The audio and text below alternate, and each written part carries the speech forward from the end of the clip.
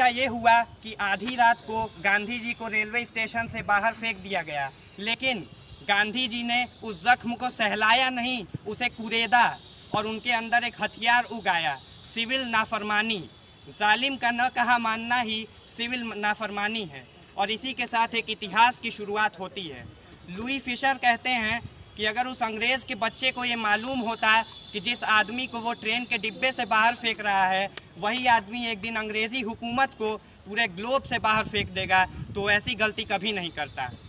बड़ी अजीब विडंबना है कि गांधी के देश के लोगों ने ही गांधी को सबसे कम पढ़ा व समझा।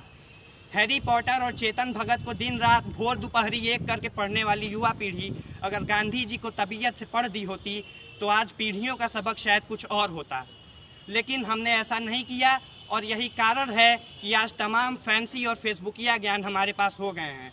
जैसे बंटवारे का शाश्वत कारण गांधी जी को मानना और गांधी जी को मुस्लिम परस्त कह देना।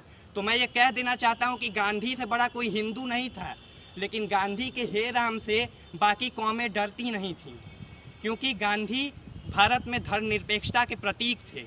आज के समय में अहिंसा को कायरता और कमज़ोरी का प्रतीक समझा जाता है, लेकिन लोग ये भूल जाते हैं कि विश्व की सबसे बड़ी सेना से आप हथियार से लड़ाई नहीं कर सकते।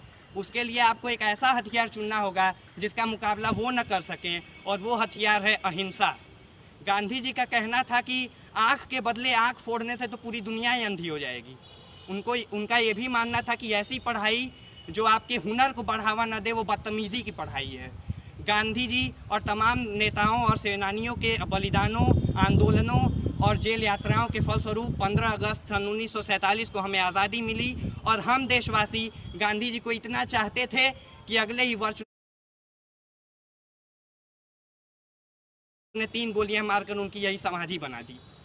लेकिन गांधी कभी मरते नहीं हैं, क्योंकि गांधी एक विचार का नाम है, गांधी एक व्यक्ति का नाम नहीं है और विचार सदैव जीवित रहता है।